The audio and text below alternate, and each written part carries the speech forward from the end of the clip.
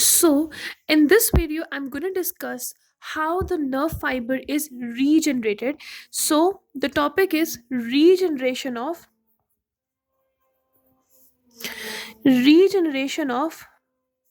nerve fiber.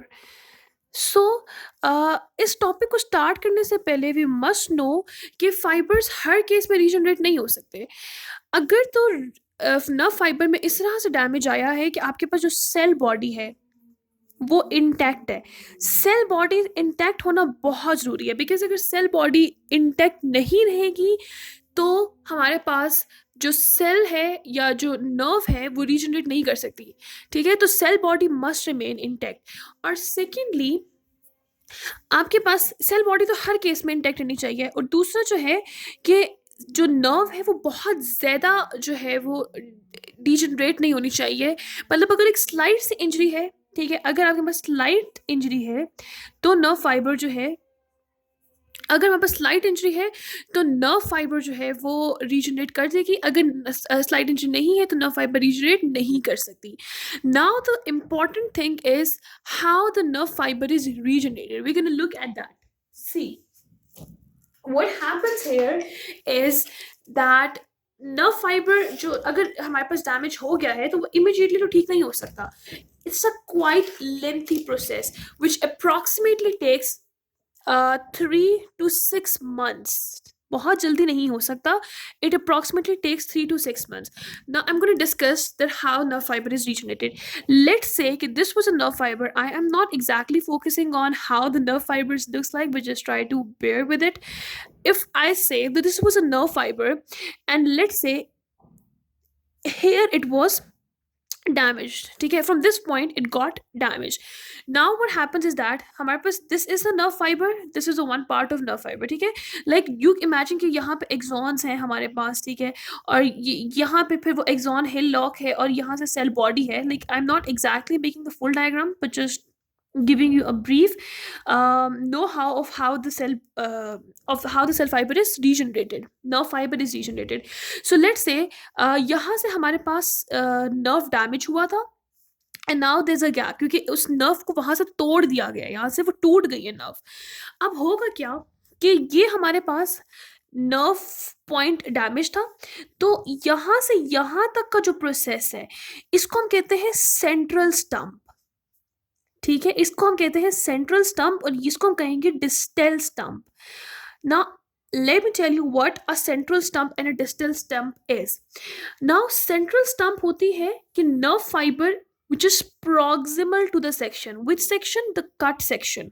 यहाँ से nerve fiber let's say cut हुई थी, it was damaged, और यहाँ से यहाँ तक, ठीक है, which is a proximal to the cut section, which is proximal to the section, वो nerve fiber कहलाएगी central stump, और which is distal to the section वो कहलाएगी distal stump.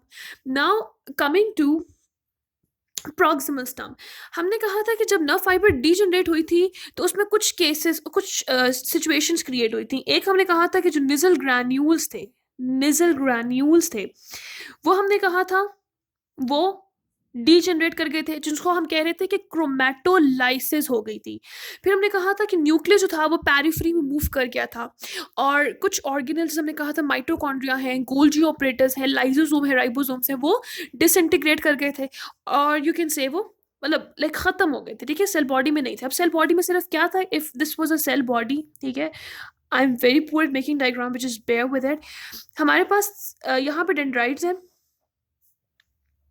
ठीक है, तो यहाँ पे इसकी पेरिफेरी में जो है वो न्यूक्लियस चला गया था। हालांकि न्यूक्लियस जो है it always resides in the mid.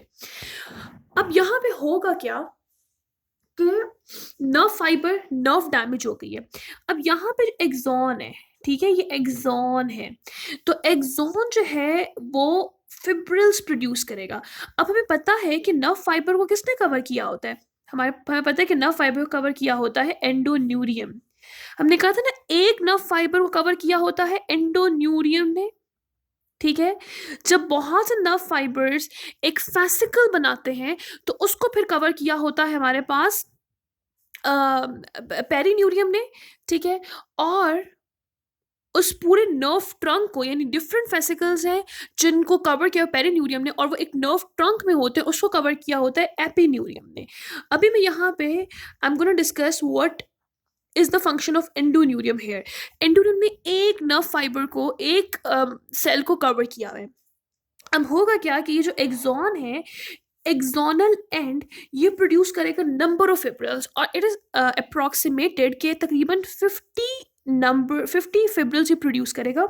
ये फिब्रिल जो है ये इस तरह से प्रोड्यूस हो रहे हैं, और ये जो है ये माइग्रेट करेंगे टू द पेरिफेरल और peripheries of the endoneurial tube. This is endoneurial tube, यानी a space which is covered by endoneurium. अब हमने कहा कि 50 प्रोड्यूस हो रहे हैं, लेकिन माइग्रेट तो सिर्फ एक कर रहे हैं, तो फिर बाकी बाकी लेट्स से बाकी 49 का क्या होगा? तो देखो, it is not still understood के बाकियों का क्या होगा, बाकी कैसे डिजनरेट कर रहे हैं, ऑल्दो प्रोड्यूस तो 50 के करीब हो रहे हैं, तो it's still not an understood phenomena. तो हम कहेंगे कि कुछ फैक्टर्स हैं, जैसे हमारे पास न्यूरोट्रॉफिक फैक्टर्स होते हैं, जो कि केमिकल स्टिमुलस हैं, वो इस चीज़ को करेंगे। अब होगा क्या कि ये जो है हमारे पास इसको हम कह रहे थे कि एक्सोनल एंड से फिब्रिल्स प्रोड्यूस हो रहे थे, जो कि पेरिफेरी में मूव कर रहे थे, जो पेरिफेरी में मूव कर रहे थे किसके, इस एंडोन्यूरियम के। ये इसको इनिशिएट करवाएंगे, या यू कैन से कि इसको इंड्यूस कराएंगे, और फिर ये जो है वो इंड्यूस करेगा शिवॉन सेल्स को कि जाओ भाई तुम माइलिन शीट बनाओ। माइलिन शीट डिसइंटीग्रेट हो गई है, but myelin sheath is very important for सॉलिडेटरी conduction. तो ये जो है वो इंड्यूस करेंगे शिवॉन सेल्स को कि शिवॉन सेल्स माइलिन शीट बनाए। अब ये तो हमें पता है कि शिवॉन सेल से माइलिन शीट बनाता है, ठीक है। अब एक बहुत एक कॉम्प्लेक्स प्रोसेस है जो मैं किसी और वीडियो में डिस्कस करूंगी कि शिवॉन सेल्स माइलिन शीट कैसे बनाता है। वो हमने पढ़ा था ना कि जैसे ये हमारे पास एक्सॉन होता है, या you can say this is a nerve, उसके अराउंड इस तरह से माइलिन शीट पड़ी होती है, उसके ये एक्स्ट्रासेलुलर कंपार्टमेंट बन जाता है। फिर एक्स्ट्रासेलुलर कंपार्टमेंट जो है उसकी जो नर्व, इसकी जो प्लाज्मा मेम्ब्रेन है वो फ्यूज होती हैं, इस फ्यूजन की साइड को मेक्सिकॉन कहते हैं। That is a complex process, अभी we not gonna discuss it, we are just focusing on its regeneration. तो यहाँ पे जो है ये रीजनरेट करेगा, ये इंड्यूस करेगा शिवॉन सेल्स को टू प्रोड्यूस माइलिन शीट। अब माइलिन शीट बनेगी, अब माइलिन शीट इसके ऊपर इस तरह से आ जाएगी, जैसे कि नॉर्मली माइलिन शीट होती है। बीच में कुछ कुछ नोट्स ऑफ फ्रेंड वायर्स हैं, और ये तो मैं पूरी माइलिन शीट की वीडियो बनाऊंगी ना, तो वहाँ पे क्लियर होगा। अभी जस्ट इतना रिमेंबर रखो कि हमारे पास शिवॉन सेल्स ने माइलिन शीट बनाई। अब माइलिन शीट हो गई, उसके बाद नर्व फाइबर जो है डेफिनेटली, अब देखो ये जो है ये जो नर्व फाइब्रिल्स हैं, इनको हम कहते हैं कि these are exons.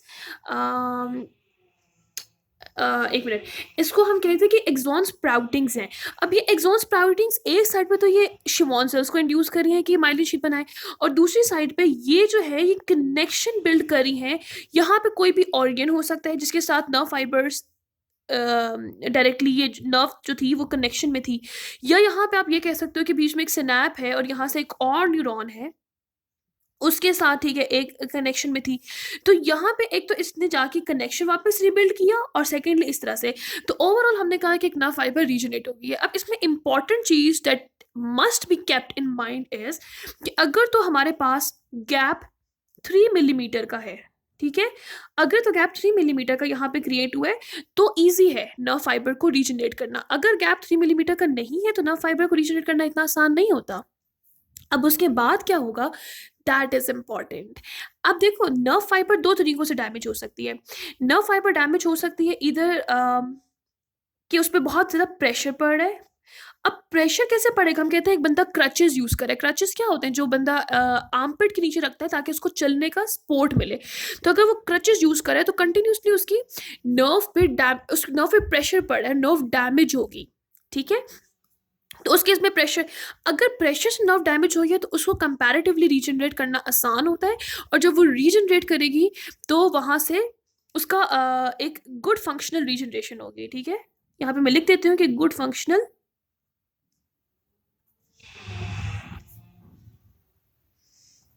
Functional regeneration होगी। लेकिन लेट्स से कि अगर नर्व फाइबर बुरी तरीके से डैमेज हो गया, उसका पोर्शन कट गया है, तो फिर इतना आसान नहीं होना नर्व को रीजनरेट करने में।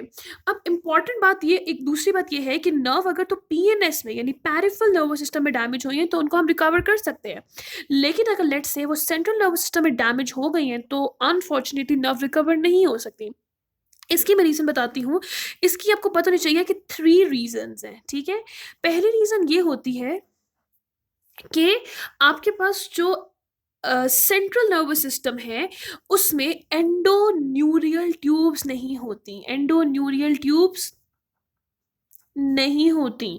तो अगर एंडोन्यूरल ट्यूब्स नहीं है, तो फिर क्या ये नर्व फाइबर, ये जो एक्सॉन स्प्राउटिंग्स हैं जो कि पेरिफेरी में मूव कर रही थी, इंड्यूस कर रहे थे शीवान सेल्स को, ये हो सकता है? नहीं हो सकता ना, ठीक है? तो अगर एंडोन्यूरल ट्यूब्स ही नहीं है, एंडोन्यूरल ट्यूब्स होने का मतलब क्या है कि उसके ऊपर जो कवरिंग है एंडोन्यूरम की वो नहीं है। दूसरी चीज़ आपको पता होनी चाहिए कि हमारे पास सेंट्रल नर्वस सिस्टम में शीवान सेल्स नहीं होते, बल्कि ओलिगोडेंड्रोसाइट्स होते हैं। ये भी माइलिन शीथ ही प्रोड्यूस करते हैं, लेकिन ये बार-बार जो है वो प्रोड्यूस नहीं कर सकते। एक दफ़ा प्रोड्यूस होगी तो हो गई, उसके बाद गई तो फिर गई। और तीसरी चीज़, हमारे पास सेंट्रल नर्वस सिस्टम में एस्ट्रोसाइट्स होते हैं। एस्ट्रोसाइट्स क्या होते हैं कि एस्ट्रोसाइट्स एक बहुत न्यूमरस, ठीक है, सेल टाइप है सेंट्रल नर्वस सिस्टम की। ये जो है, ये स्कार टिश्यू प्रोड्यूस कर देगी। क्या करेगी? स्कार टिश्यू प्रोड्यूस करेगी। ये आपके पास एक एक्सॉन का पार्ट आया था, यहाँ पे सेल बॉडी थी, ठीक है? और ये आपके पास एक एक्सॉन का पार्ट है, बीच में से कट प्रोड्यूस हो गया, तो यहाँ पे एक स्कार टिश्यू प्रोड्यूस कर देगी एस्ट्रोसाइट। तो जस्ट इमेजिन कि यहाँ पे स्कार टिश्यू प्रोड्यूस हो गया है। तो अगर स्कार टिश्यू प्रोड्यूस हो गया है, तो डेफिनेटली इसके अंदर कोई न्यूरल ट्यूब्स, कोई नर्व फाइबर कनेक्शन तो नहीं है, तो इसका पार्ट यहाँ से ब्रेक डाउन, इसका पार्ट यहाँ से ब्रेक डाउन, और नर्व फाइबर रीजनरेट नहीं कर सकती, ठीक है? That was all about how the nerve fibre is regenerated. और my next video will be concerning कि नर्व फाइबर डीजनरेट कैसे करती है। टिल देन अपना बहुत ख्याल रखिएगा। अल्लाह हाफिज़।